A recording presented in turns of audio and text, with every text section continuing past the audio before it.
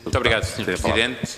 Quero naturalmente começar por cumprimentar o Sr. Embaixador, desejar a melhor sorte para a presidência alemã. É um enorme desafio, mas quero dizer-lhe que também nós entendemos que é uma felicidade para a Europa, num momento tão difícil, poder ter a Alemanha na presidência do Conselho durante estes 6 meses. Por muitas razões, algumas delas estão profundamente alinhadas com as prioridades que aqui nos transmitiu. Desde logo aquelas que são as prioridades estruturais da União. A liberdade e a paz, que nunca devemos esquecer, principalmente em tempos difíceis, que são a raiz fundadora do projeto europeu.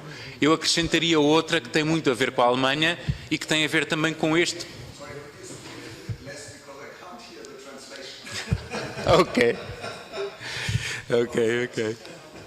So, eu ia dizer, vou tendo que continuar em português, mas mais devagar, acrescentaria a prosperidade, que tem muito a ver com a parte social e económica e tem muito a ver com aquilo que a Europa beneficiou do modelo de base alemã da economia social de mercado do pós-guerra, que obviamente inspirou todo o desenvolvimento económico da Europa.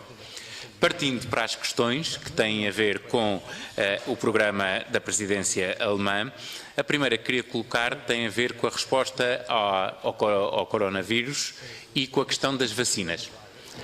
Há uma dimensão importante de investigação e eu queria perguntar qual é, neste momento, na perspectiva alemã, a expectativa relativamente à possibilidade de, na Europa, se encontrar o caminho para uma vacina. Depois, caso esse caminho exista, se durante a presidência alemã está previsto programar-se como é que a difusão dessa vacina ao nível europeu vai acontecer. Portanto, qual é o plano para, do ponto de vista europeu, generalizar, como é desejo de todos, a vacina à população. Depois, na resposta também ao coronavírus, mas no lado económico. Portugal tinha uma posição negativa, unânime, neste Parlamento, contra aquilo que era o quadro financeiro plurianual. A última proposta de quadro financeiro plurianual.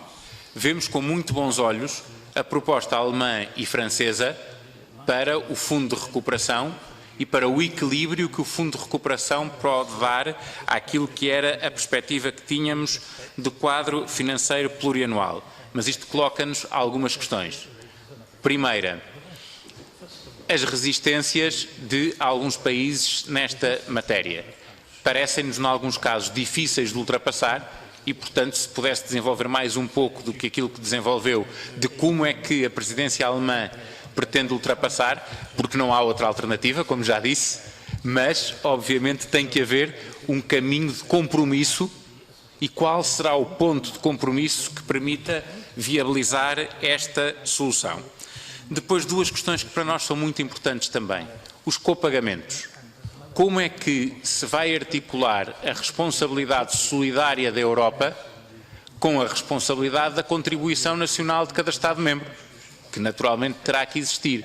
Em que momento e em que proporção é que a contribuição dos Estados-membros vai entrar, para nós sabermos também da viabilidade para cada Estado-membro de poder recorrer a este tipo de apoios. Depois, a questão dos prazos. O Sr. Embaixador falou nos 2 anos, que é exatamente a ideia que eu também tenho, mas não é a ideia que tem o Governo de Portugal. E, portanto, é importante nós termos noção se o front-loading que vai haver destes fundos tem uma limitação temporal de aplicação, de execução de 2 anos ou de 4, por exemplo, que faz toda a diferença. E, portanto, saber qual é a perspectiva da presidência alemã relativamente a isto, porque nos parece que há uma diferença substancial entre aquilo que está planeado ao nível europeu e aquilo que é a esperança do Governo de Portugal para esta matéria. Depois, novamente, a questão dos recursos próprios. Nós sabemos que se não forem encontrados novos recursos próprios que financiem o orçamento da União, terão que ser os Estados-membros a financiá-lo ou os Estados-membros a reembolsar a dívida que a Comissão vai assumir em seu nome. E, portanto, relativamente a estes recursos próprios, porque é que nós devemos acreditar neste momento que é mais viável um imposto sobre as grandes companhias na área do digital do que era, por exemplo, há uns anos, aquilo que se pretendia aplicar de imposto sobre as transações financeiras e que fracassou? Porque é que neste momento nós devemos acreditar que é mais viável vir a ter recursos próprios da União se no passado nunca nos conseguimos pôr de acordo relativamente a isso? Depois, uma questão económica do posicionamento da Europa em relação a países terceiros. Há discursos muito diferentes relativamente a esse posicionamento, designadamente no que tem a ver com protecionismo. Há grandes economias europeias cujos governos...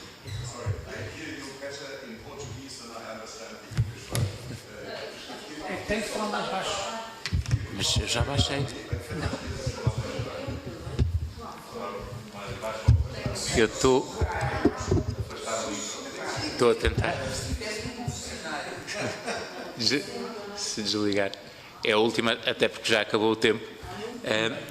Última pergunta. Há países com um discurso muito protecionista em relação às relações comerciais com o exterior da União. Não me parece que seja essa a linha da presidência alemã.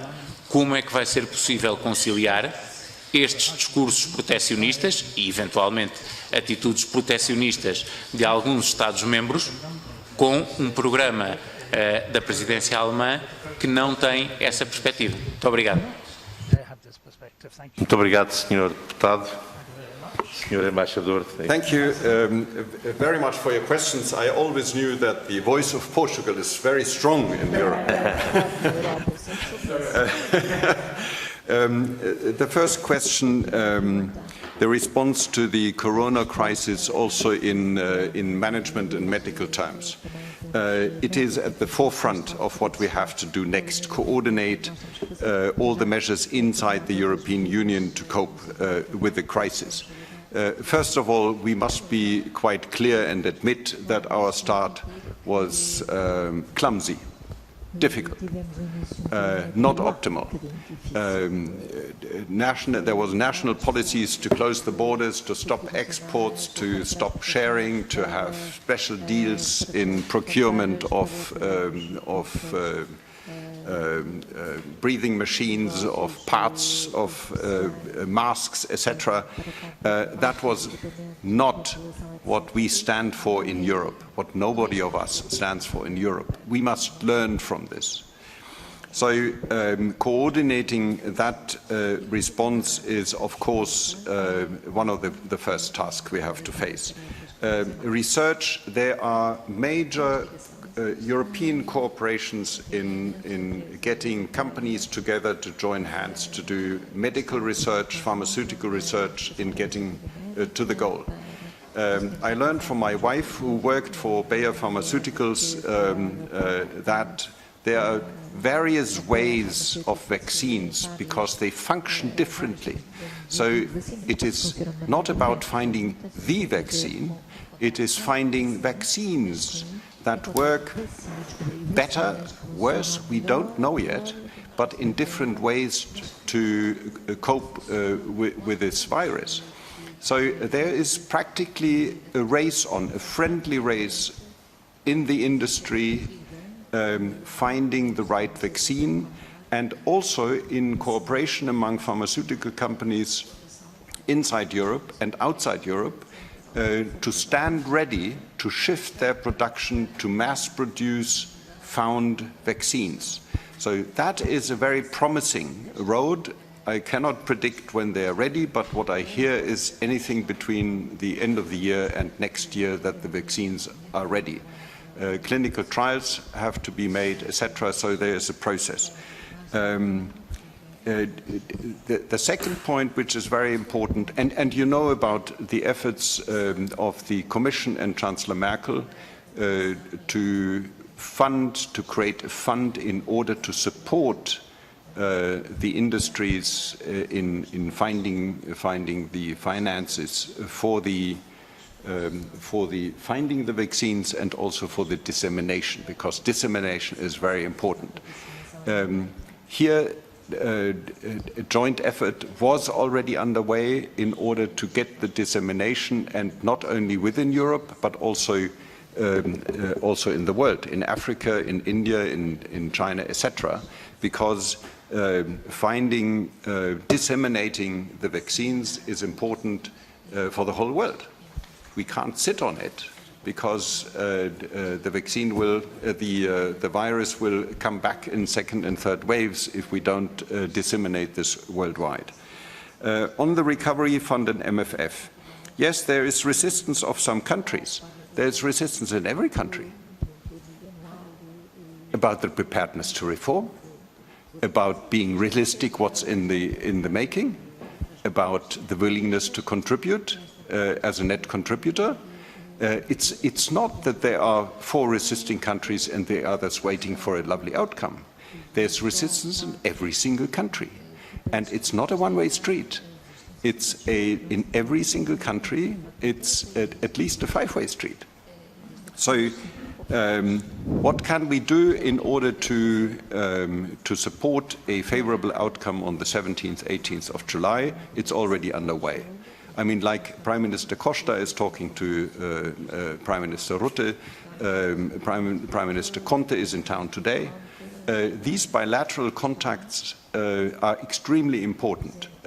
Chancellor Merkel, I know, is traveling, has been traveling, is on the phone. So from my diplomatic experience of 35 years, these bilateral contacts are absolutely key to understand the red lines or the yellow lines of every single country and to find the fine line of compromise. The whole package is a balance, and it's not about there can only be grants and not credits. It's a balance of what we can do. It's about the type of conditionalities and the type of implementation of conditionalities. We need a process in place between the Commission and Member States that is fast and efficient, because time is of the essence, time to spend. But also time to spend, there must be a balance, time to find the funds. Find the funds of national contributions, but find the funds on the market and in ways of taxes. I mean, let's face it, the money doesn't fall from heaven.